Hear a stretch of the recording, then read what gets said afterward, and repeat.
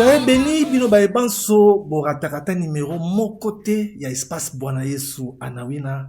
En tout cas, merci. Nzambe apambola lisusu bino na mabota na bino nyonso. Po bosozo eloko ya mutuya, katikati ba révélation ezobima. Amen. Et pas ya papa. Ecclésiaste ngoibine faida. Tozo continuer suite na biso.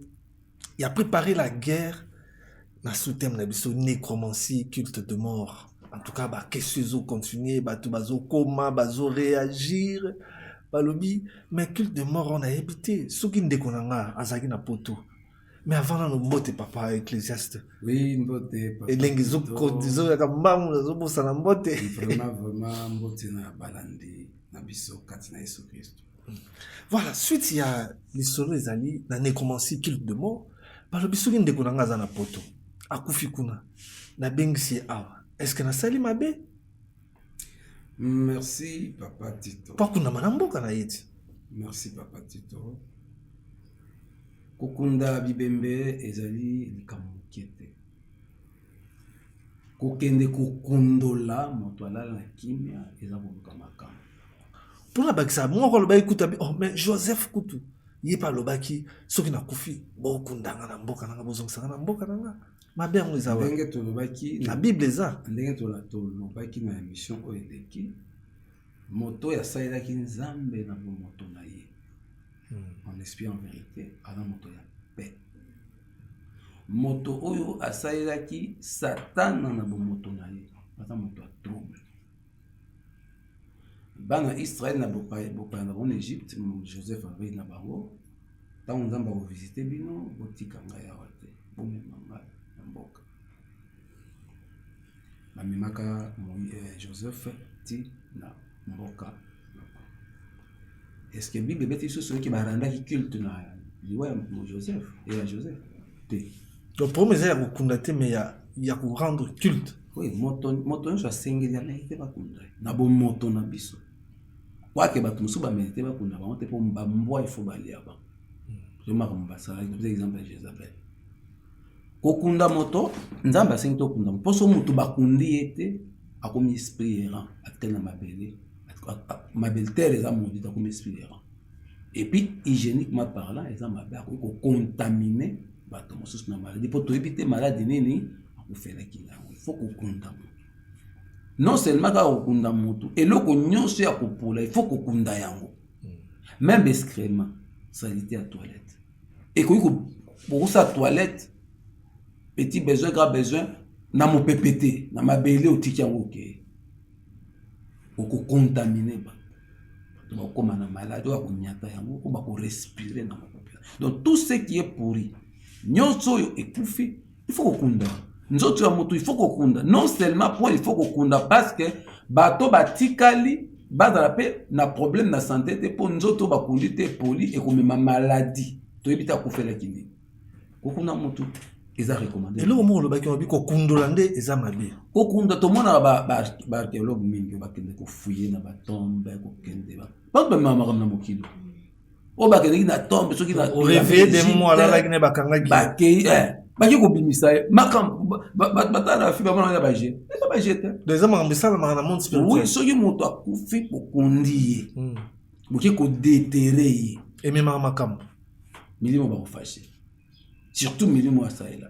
Ya wana même na bakoko na biso bato bagenda kokunda bato na bible na bamboka boko dans le cimetière moete bataba Congo bali masolo partout en Afrique boko na biso il faut bakolo mboka bampaka ya mboka bakonzi kuna na mboka bino botikise boku na ndeko na ba Congo faut ba pesa nzela il faut ba pesa bino nzela ba ok ba sana ba cérémonie ba lobby o bana ba wolo ba maka déjà au monique ya mama nzambe bako la musa bibembe bana bazoya boya bato bakufa bibembe bano yamba bino malamu bapemba bino c'est pour vous suivre c'est pour vous posséder au moins déjà makambo wana bokemboka bakei balobi basali baseli balamusi d'esprit tout le monde na Bible 1 Samuel chapitre 28 verset tobanika na verset 6 tina verset suka 25 1 Samuel chapitre 28 to bibli solo ya roi Saül.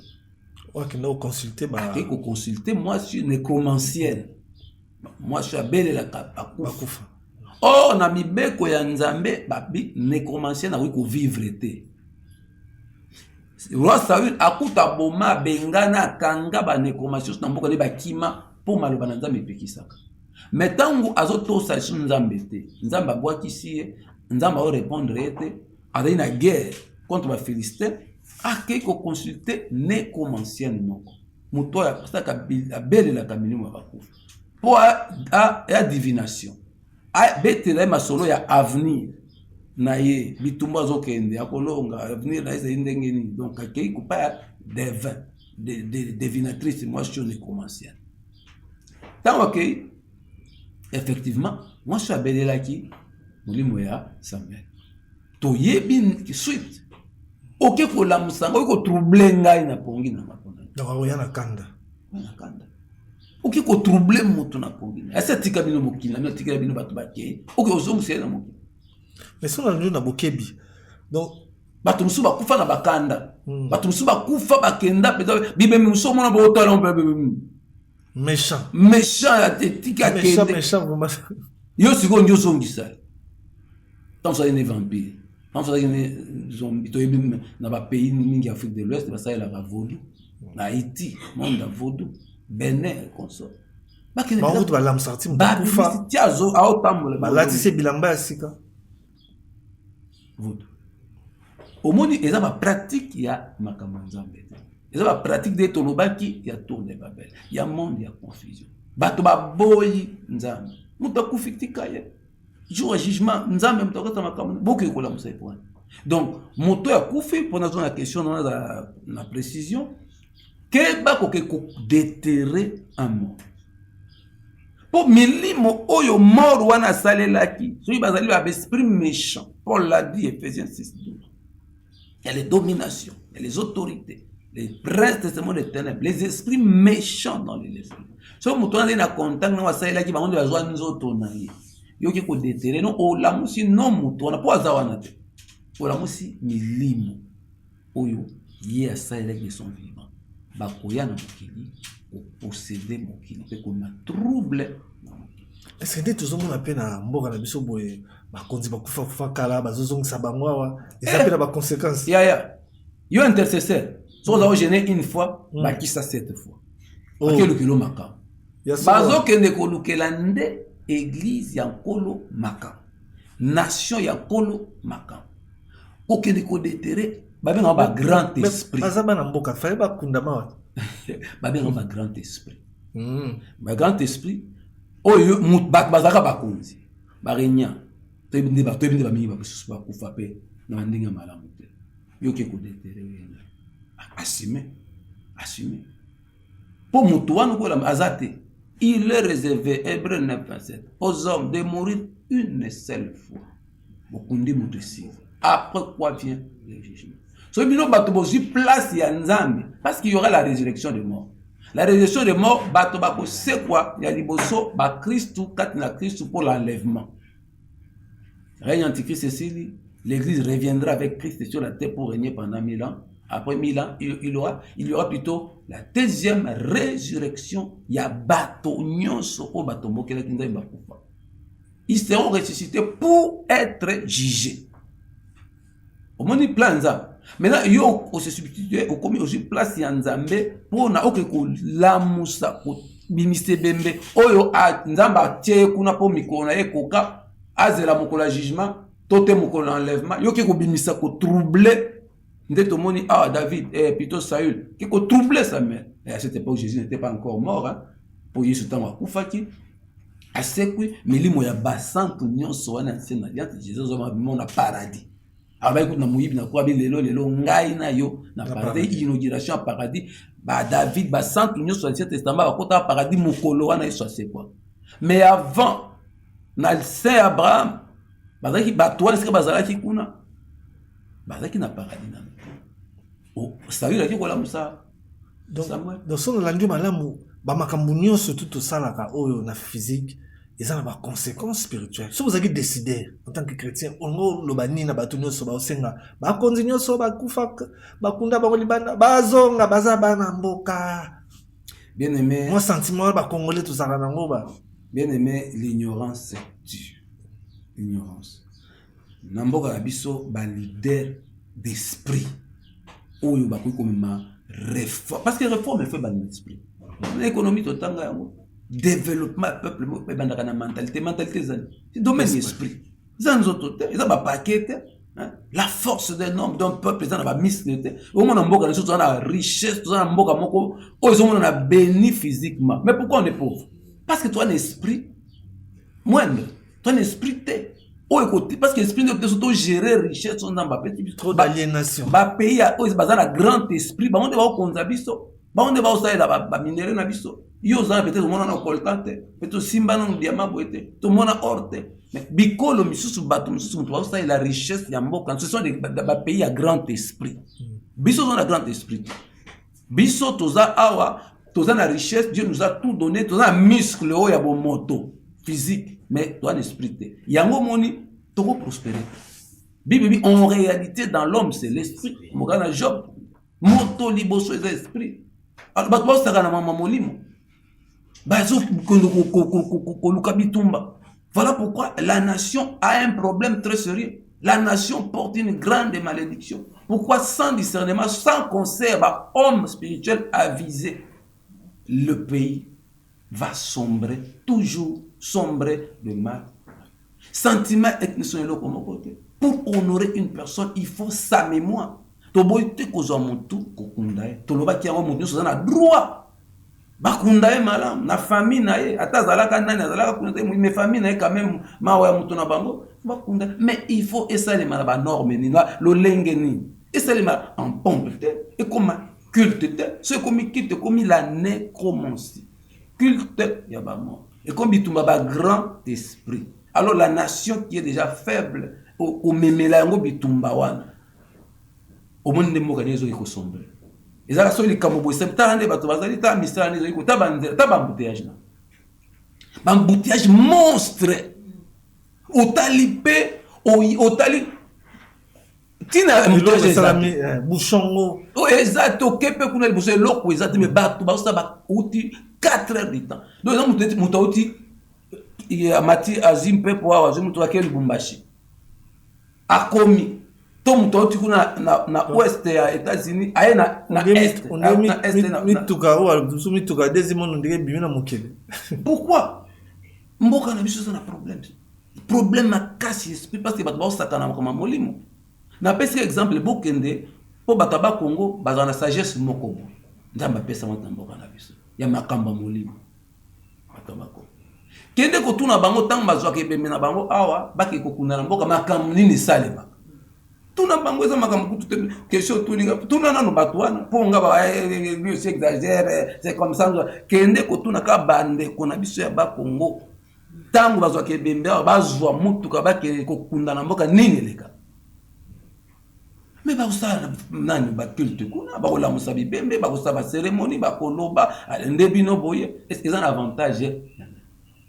Toboy kokunda te tozongela mutu so na droit bakunda ye mais manière ya makambo salem ba récupération mchozo salem pona ba ko légitimer likambo moko boye mutu bakam nde makambo tosali ko dénoncer liwa ya kana mutu so monyoso na droit kokunda mais beaucoup misa yango culte beaucoup misa un problème moko boye ya vénération mais on voit nza to ebis conséquences il y a un Samuel dans Samuel chapitre 28 Saoul a kufa pour un acte non seulement Saoul peuple na mwana na ya kufa bokonzi na ye kwea ba Philistin ba gagna guerre ba botola mabele ya Israël Saoul a kufi mboke kufa basini na ntoko mona mana ba matanga ngo mona ke makambo ezali makambo ezosalama si ya monene ezali d'abord faut yeba soki mutu osalelaki nzambe te ayi na occultisme c'est un sataniste mutu moko ya babiloko ya molili bondoki ya makambo ya molili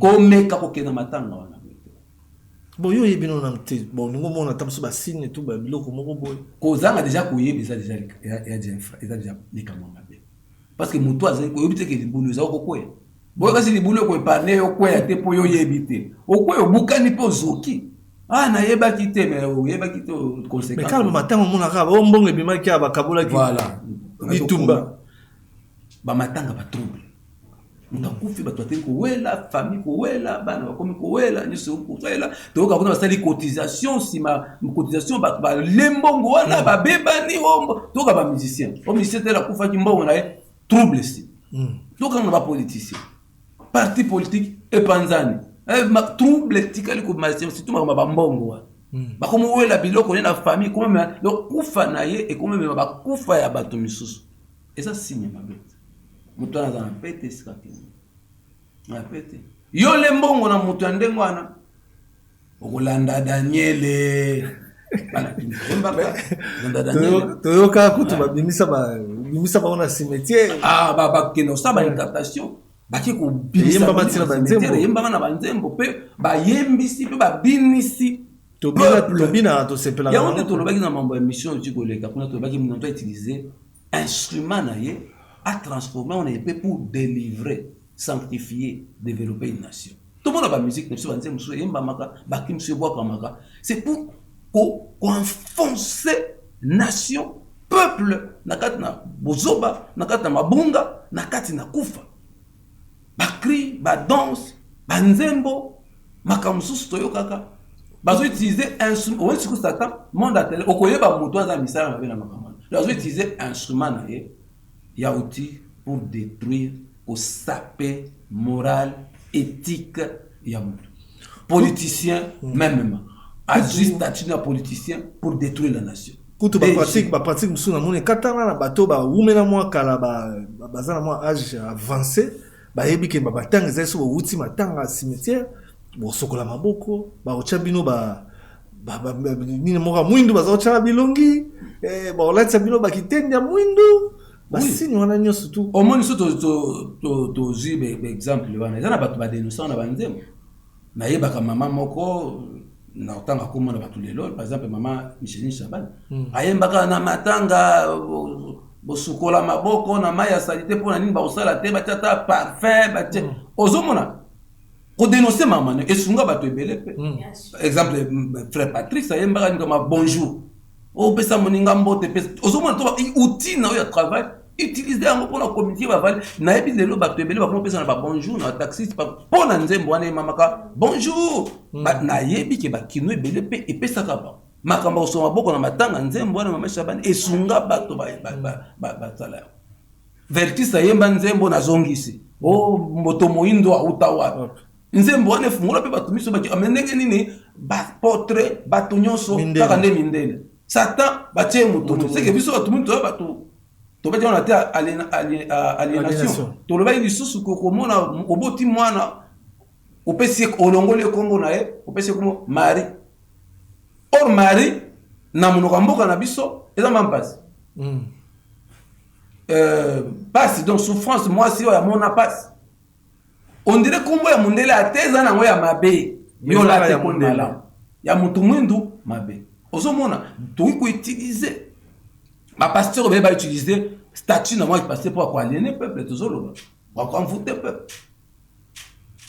tozomona na mateya bato bazolanda yango moto azolia papier mouchoir ya pasteur alia yango abiki eza valeur te est-ce que bato ya santé bazomona te komelisa bato oyo soki baji moko soki eza ya liqueur soki ya bakisi soki ya pétrole soki ya bato bazomona te pétrole ekopesa motu okolobaka eza miracle ya nzambe ozomona makambo bato babikaka pe pasi ya kobika yango nde tozoloba yango wana kobika yango mpo epesa bavaleur kobika yango mpo ekomisa bato abruti par exemple parce que Dieu guérit Satan aussi guérit le monde aussi guérit mais guérison nini opesa moto valeur point oyo koglorifie nzambe okobanda eloko wana Dieu guérit Satan guérit le monde aussi guérit donc makambo nyonso ya bien toomona ezaka eutaka kapa nzambe te nyonso te epa nzambe mais ya nzambe sikoyo ekopesa moto liberté nzambe moko ebimi déjà na studio liberté en Jésus je suis libre en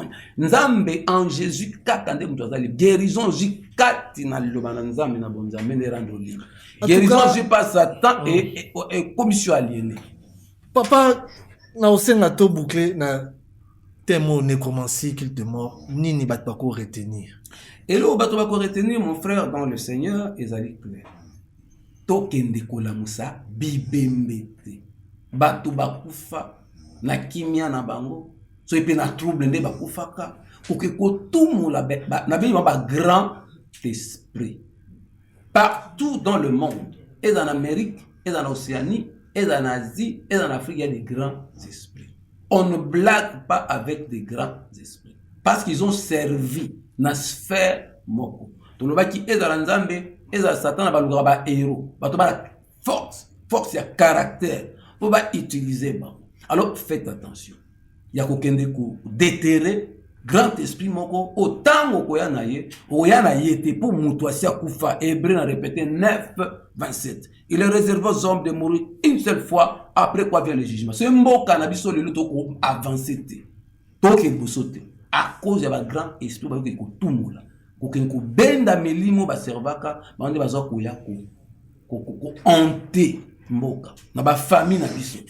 Hanter ba famille. Alors l'homme de Dieu doit se réveiller pour mettre en garde peuple de Dieu, ba continuer biso, ba se contenter sur ceux qui sont vivants, ko s'occuper na bato bazali vivants, ko inculquer peuple na biso mentalité ko za héros, ko transmettre na peuple na biso ba valeur ko ba grand esprit bato ba kende ba tika pour tous dans une nation ya ba héros, une nation oyo moto moko ta ko sakana na biso, ba se limiter na yango.